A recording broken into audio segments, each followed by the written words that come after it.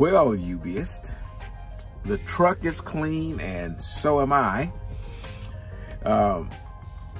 This company, Melton, allows a blue beacon truck wash every, I think it's 21 days or something like that. And that's actually the first one I've done. I've never gone through a blue beacon before, but I mean, it's pretty good, and they get it pretty clean too. So it was pretty worth it. So anyways, today we're gonna do a little bit of Q&A. And I guess I should have had this thing set up before I got on here, but I'm just gonna answer one or two questions and rant a little bit. You know, hopefully it's not gonna be too much. Michael Watts, he asked if I checked into Maverick transportation. I guess, you know, I'm assuming that his question isn't, did I check into him, but why did I choose Melton over Maverick? I mean, otherwise he would, you know, everybody could ask me why did I look into, you know, several hundred other companies, you know, that makes no sense. So obviously you might want to know why I chose Melton over Maverick. And I really didn't have a choice because Melton they wasn't hiring in my area, so I wouldn't have been able to go there anyway. Okay, so that's the short answer to it. And for all you guys who are considering getting into transportation, you know, pretty soon, take that in consideration when you're making your list of things that are important to you for a trucking company.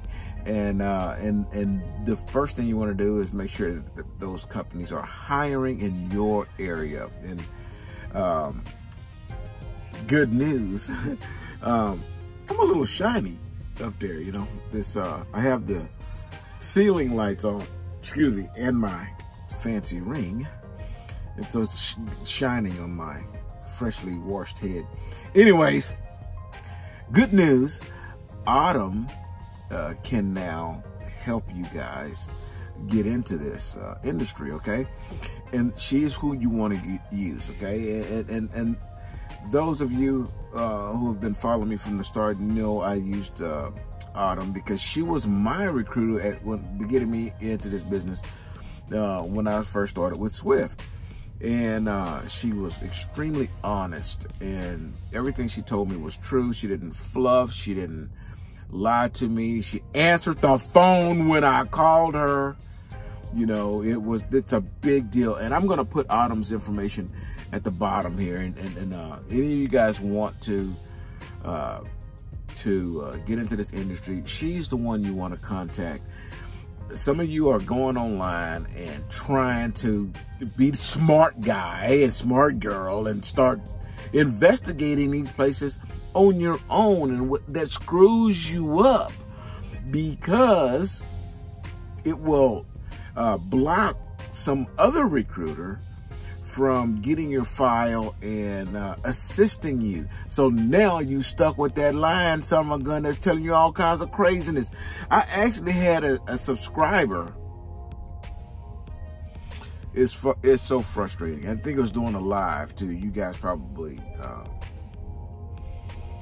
it's frustrating. But a recruiter at Swift told this person that they could go to Swift and do tanker. Swift don't have tanker. But this recruiter didn't give a damn. They just said, you know, come on. Yeah, you can do tanker. You know, you can't do it right away, but you'll be able to get to it. There ain't a tanker at Swift. It was a straight lie. You guys don't have to do that. You don't have to go through all that. Just, I'm gonna put Autumn's information down there, and I don't get a kickback, by the way. So don't think that I'm doing this for money, okay? That part was at Swift. It is not there anymore. So she's not with Swift. She's independent, and she's gonna work hard for you. So this first question brought that issue up. Now I'm starting to get a little frustrated because I can't believe, it really twisted me that a recruiter would just flat out lie to somebody and tell them that they can come and do a job that doesn't even exist. It's frustrating. But this first question about why did not choose Maverick put that on my brain, is that you know, when you're checking around to contact these companies, you know, that's one thing that you end up having to wait for a response, and is that if they're hiring in your area. Excuse me, she knows, Autumn knows. Okay, let's see if we can find another one. Oh, this guy, Michael, he was concerned at a video that I made. It was my first video that I did a paycheck on. So it's been well over a year ago. It was my first solo check from Swift. And probably this one's gonna run long enough. This answer is gonna run long enough for me to end this video on this one. So I'll pick up more later, okay? So I've had a lot of comments on that video. As usual, when you do a paycheck video, it's gonna be some guy who's got, you know, who's been in the industry. Some dude got in there and said, well, I had to take a while to dig back in my closet and find a check back from 1985. I think that's what he said.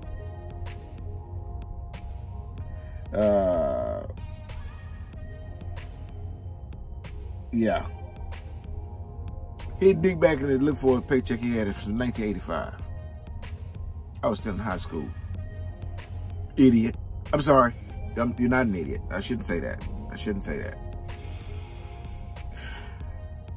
What went on back in 1985 is not a direct reflection of what's going on today. Okay? So, I'm not trying to be rude. I'm sorry. It's just so frustrating that people get on here and they have that. They all have the same mentality, which is the reason why trucking is the same today as it was back in 1985, because these guys are the same. Every one of them think the same. They don't think out of the box. It's all cent per mile.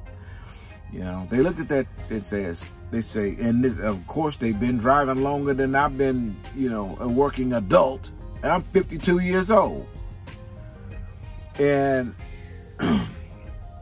and then they tell me how, you know, I'm being taken advantage of as a driver with 1 week of experience, and I'm not making what they're making when I was still, you know, when they started doing this when I was in high school. So the big part of that we're going to address way down the road, when you all, the UBS, get to look at those people and point your finger at them and say, see, we know who 50 is. And this is the reason why we follow him, because he's here now, not still stuck like these people who comment on a rookie channel about, you know, how we're not making millions of dollars. They ain't either. But they want to complain that we're making such cents per mile, and that we could be doing better than that. And the fact is, you're brand new.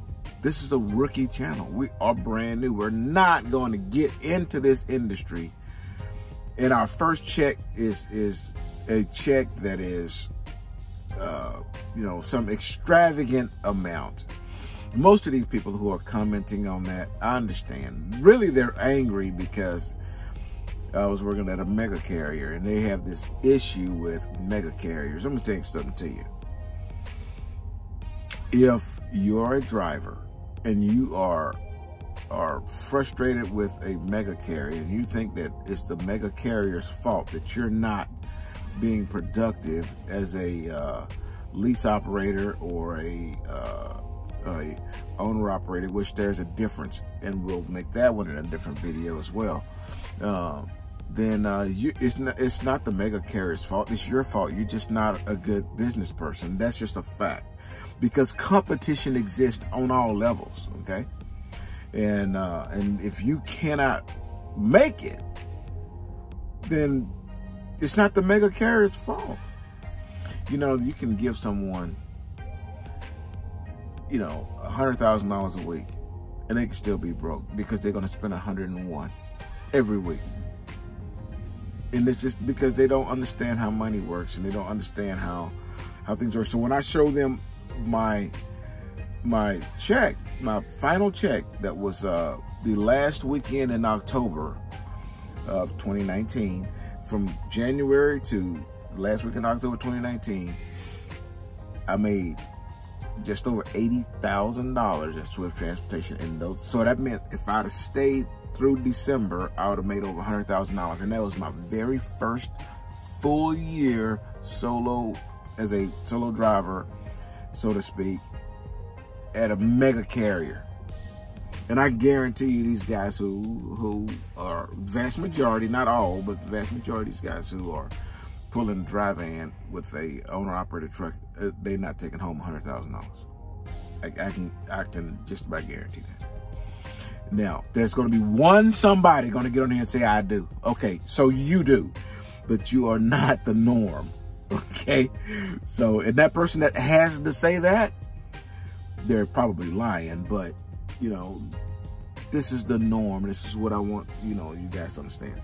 So this person was commenting on that check and how 37, 38 cents a mile, you're being ripped off and all that kind of stuff, and that you should be making much more than that, and blah, blah, blah, blah, blah. And my response to him was, I don't give a rat's fat ass what cent per mile I'm getting, okay? And I'm not gonna sell myself cheap. I'm gonna do the industry standard in which I am in competition with, which is, at the time I was a mega carrier. Mega carrier industry standard was a certain amount in the entry level, which that they fell in there. That 38 cents fell in that amount. So I wasn't being ripped off for where I was, okay?